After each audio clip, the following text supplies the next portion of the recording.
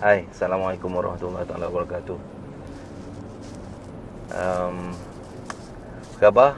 Hari ni hari Syawal ke berapa Dah seminggu lebih kot kita bersyawal. Saya pun tak kira berapa Syawal dah. Keadaan cuaca dekat KL pagi ni agak lembap. Dan tadi jalan agak, ni masih lagi slow lah jalan. Pagi-pagi ni nak pergi ke, jarang keluar pagi-pagi ni. Pagi-pagi ni nak ke TV Al-Hijrah, insyaAllah. Sekejap lagi dalam pukul 8, mungkin 8.30, 8 lebih, 8.30, 8.20 ke atas. Saya akan bersiaran di rancangan Assalamualaikum, Waalaikumsalam, TV Al-Hijrah. Dan pagi ni saya nak, dah lama saya tak bercakap live kan. Jadi saya nak ucapkan selamat Hari Raya, salam Hari Fitri. Kalau masih lagi boleh diucapkan lah. Setengah orang kata tak boleh, raya sehari je. Ke orang Johor, Syawal 30 hari, 30 hari tu raya. Pasal ada baraan lah, buat marhaban rumah ke rumah.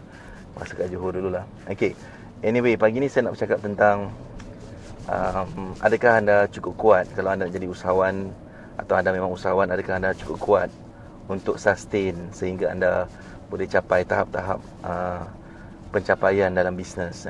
Adakah anda cukup kuat? Dan bila saya kata cukup kuat ni, sebab perkara yang paling payah dalam bisnes adalah apa saja pun, tapi especially dalam bisnes, sebab cabaran dia agak tinggi.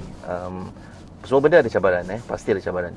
So soalan dia adalah, adakah kita lebih kuat daripada cabaran tu, atau cabaran tu lebih kuat daripada kita dan kita lemah. Jadi cabaran tu mungkin datang daripada segi, kadang orang kata cabaran tu dah cabaran daripada luar, cabaran ekonomi, cabaran apa benda lah, macam-macam lah. Pasal cabaran Hillary Clinton dengan Donald Trump, itu semua cabaran luaran.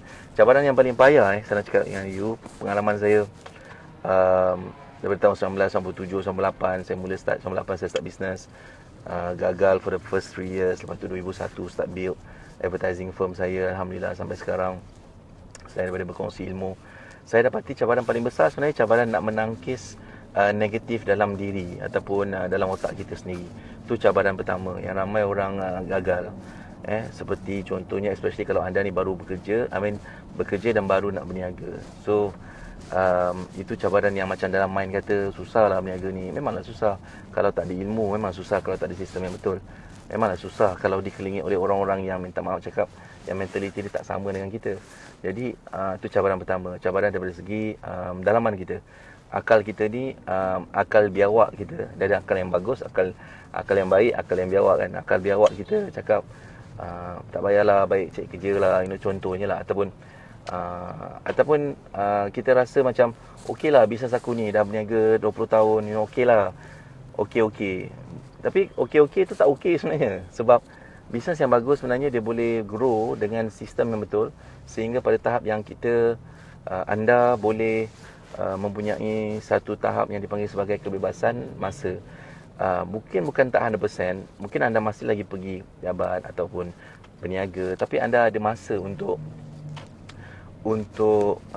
perkara lain, seperti untuk keluarga, untuk travel, untuk buat charity. Anda ada masa. Jadi masa ni benda yang mahal.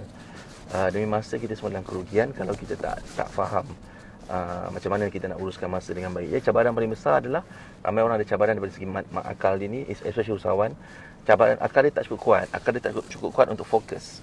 Akal dia tak cukup kuat untuk nak handle. Bagi saya tak mandu, ada tulis saya memandu, saya tak mandu. Saya cakap jangan risau. Saya tak driving, so saya tak perlu risau. Anda jangan risau tentang saya memandu dan bercakap. Okey. Jadi cabaran paling besar, adakah anda cukup kuat dari segi mental anda, daripada segi mind anda, fokus anda. Dan kuat satu lagi aspek adalah kuat daripada segi tak lari fokus, daripada segi, sebab setengah orang cepat sangat, especially orang yang baru berniaga, cepat sangat berubah fokus dia, cepat sangat tertarik dengan gemerlapan, entah apa benda lah, cahaya-cahaya bintang-bintang lain, ataupun bisnes lain, produk lain. Cepat sangat, tak sabar dan tak fokus. Itu bila sendiri punya bisnes tu tak berjadi, dia terus rasa macam bisnes dia tak boleh. Sedangkan kadang-kadang bisnes bukan tak boleh, kita yang tak ada knowledge yang betul, kita yang tak ada sistem yang betul. So saya run advertising company, tuan-tuan, sejak tahun 2001. Cabaran dia lagi dahsyat. Selain daripada cabaran competition, kita bercerita tentang advertising marketing campaign, nak penetrate market. Masa sebelum ni kita buat banyak untuk klien-klien besar, Kemudian kita decide untuk buat medium company, small medium enterprise. So cabaran dia lagi besar sebab kita bercerita tentang persaingan yang besar-besar. Kita cerita telekomunikasi, syarikat telekomunikasi, mobile. Berapa banyak company mobile? Banyak kan? Jadi kita kena fikir, kena handle kita kena handle human behavior, kita kena handle market behavior, competition behavior. So bukan senang. Kalau kita punya mental tak cukup fokus, dengan mudah kita akan kalah. Bukan pasal orang lain bagus, tapi pasal kita tak cukup kuat untuk handle benda tu.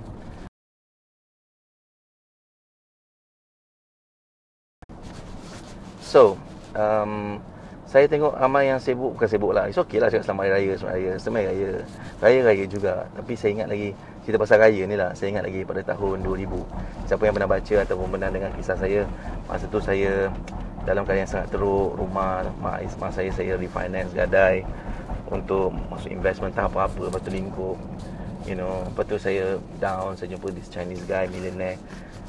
Lepas tu masa tu saya cakap, masa tu dah nak raya, saya cakap macam mana nak raya ni. Saya cakap kita tak ada duit, kita banyak hutang, banyak masalah, ada kais salong semua. So dia kata, Ajijan, dia kata, kalau kita ada duit, hari-hari kita boleh raya, dia kata. Ni versi dia lah, versi hari raya, definasi dia. Kalau kita ada duit, hari-hari boleh raya. Kalau kita tak ada duit, masa raya pun kita tak apa-apa boleh nak raya, dia cakap. Saya ingat tu sampai sekarang. Dah berapa tahun 2000, tahun 2000 sampai sekarang, dah 16 tahun lepas nasihat tu. Bukanlah duit segala-galanya, tapi duit adalah satu alat yang bagus. Especially anda bisnes, anda sepatutnya kalau berniaga ada duit. Kalau anda berniaga tak ada duit, apalah ertinya anda berniaga, kan? Dan ramai orang ego tak nak belajar. So bila dah belajar pula tu, tak baru dia perasan, oh sebenarnya sayang tak ada ilmu pemasaran betul, tak ada ilmu strategi yang betul, sistem yang betul. Kemudian setengah orang pula tu ego, bila dah belajar, dah ada ilmu, tak nak pakai, nak masih guna cara lama. Dan lepas tu lepas 3 tahun baru realize, oh sebenarnya teknik tu lah yang bagus, tapi tak pakai. Jadi nak cerita je lah pagi ni.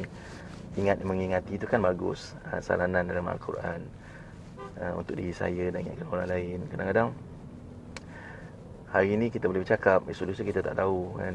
Ramai orang meninggal, orang rapat dengan saya baru-baru ni. Kita tak tahu bila sampai saat kita boleh ingatkan, kita ingatkan, insyaAllah. Alright, so saya bercerita tadi, yang pertama adalah mentality kena kuat. Mental kena kuat, mental dan fokus kena kuat. Yang kedua adalah hati kena kuat. Yang ketiga adalah telinga kena tebal. Telinga kena tebal. Cuping telinga ni kena tebal. Sebab apa? Sebab dalam bisnes ni akan ada macam-macam jenis orang yang akan cuba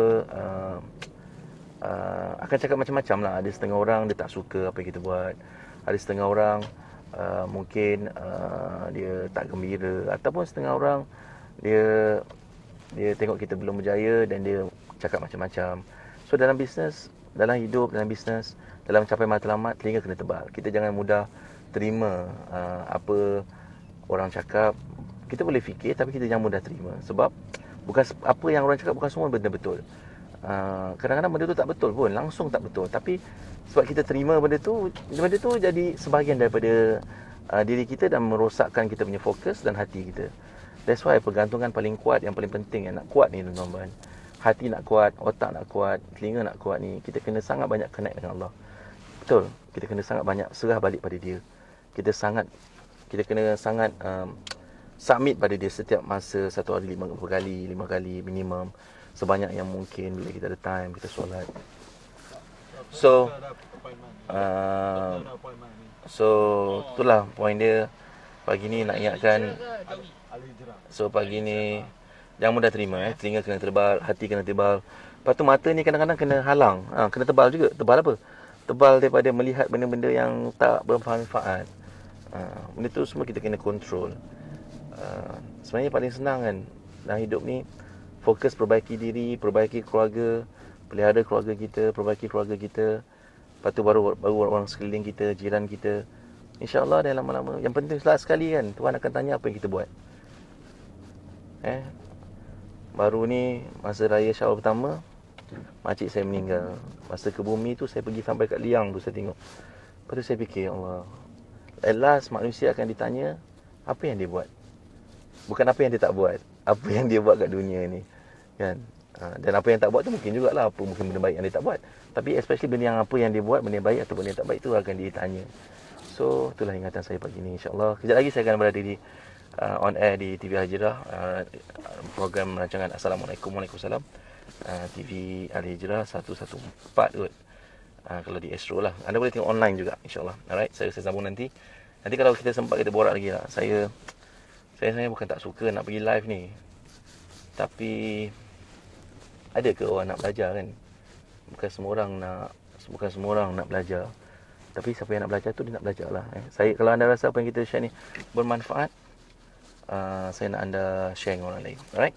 Itu saja. Saya doakan anda diberkati Allah SWT bagi yang berpuasa.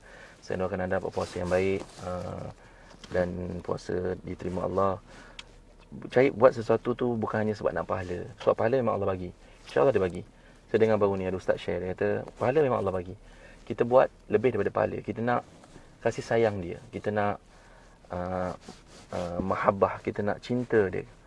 Kalau kita cari tu, insya-Allah kita akan dapat banyak keberkatan, banyak rahmat dan kasih sayang dia, insya-Allah. Baik, itu saja. Assalamualaikum warahmatullahi taala wabarakatuh. Kita sambung nanti later lah, bila-bila. Alright, terima kasih.